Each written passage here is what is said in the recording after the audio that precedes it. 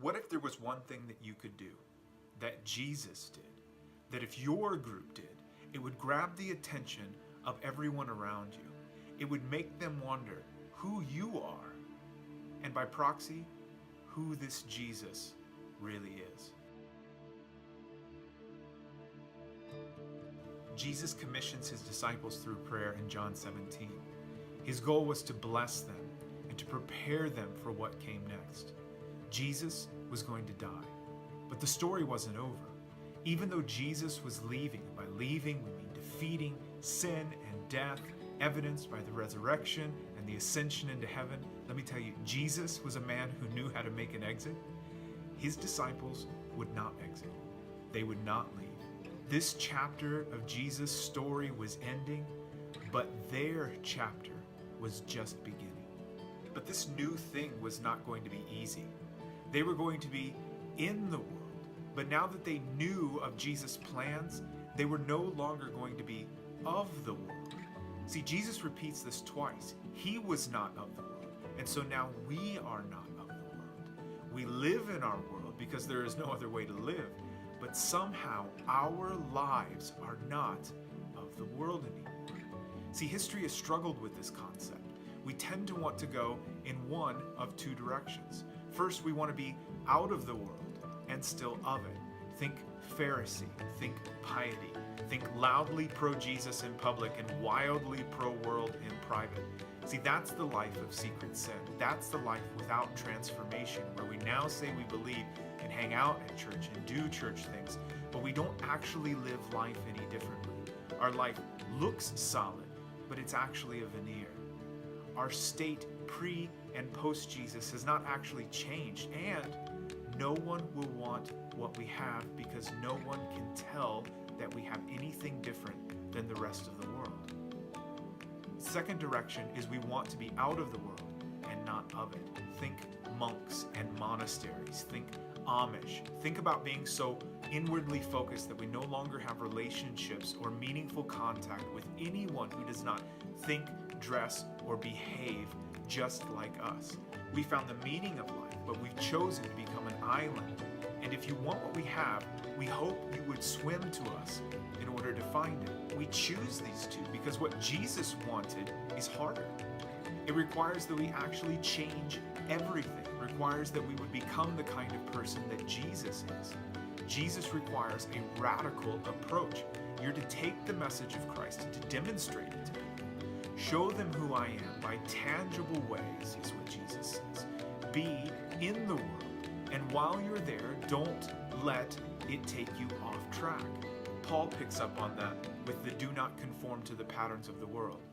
John picks up on that with do not love the world nor the things of the world, but be in it. And while you're there, do what I did. What if, while you were there, there's one thing that you could do that Jesus did that would guarantee your group to grab the attention of everyone around you? That would get the attention of everyone and make them wonder who you are, and by proxy, what Jesus is all about. There is one thing that Jesus did that captured the unwavering attention of everyone around them. He met their needs. He saw their lives and found ways to demonstrate his message to them. It flowed from him. Jesus took no-win scenarios and turned them not only into victories, but into eternal testimonies. See, to Jesus, loaves and fish meant something about who he was. To Jesus, helping those who were sick. To Jesus, helping those who could not help themselves. These actions demonstrated who he was and what he was all about. These actions captivated the audiences. It yelled Jesus' message at deafening intensities. If Jesus wanted an institution, whoever had the biggest building, whoever had the most money or largest infrastructure, those things would win. But Jesus wanted a mobilized movement. Don't gather together just for your own sakes. Do it like I did it.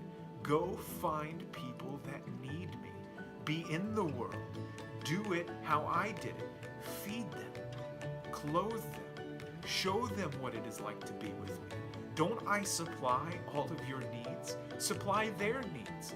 Paint fences, wash cars, mow yards, the sick, the elderly, the widowed, the orphan, the downcast, the counted out. Find them. Show them my business card, which is service, and see if the walls of their heart don't come crashing down. This life is radical, yes. It will cost us something to change our habits. But didn't he say that's how it should be? If this is not taking up our cross and following after him, then what is? All the training, reading, praying, all the tears, soul searching, meditation, every moment that we spend growing and learning, it is all for moments like this. Just so that his disciples got it even further, Jesus told them something so powerful.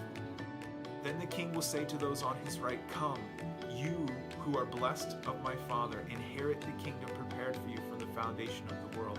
For I was hungry, and you gave me something to eat, and I was thirsty, and you gave me something to drink, and I was a stranger, and you invited me in, naked, and you clothed me. I was sick, and you visited me. I was in prison, and you came to me."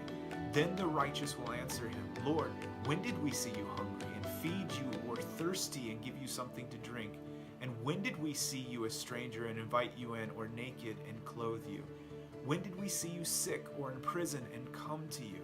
The king will answer and say to them, "Truly I say to you, to the extent that you did it to one of these brothers of mine, even the least of them, you did it to me." He said that when you help them, when they stand in front of you, when you look into their eyes, don't just see your neighbor. Don't just see your friend, your coworker. The random person is not random. When you look into their eyes, see me. See Jesus.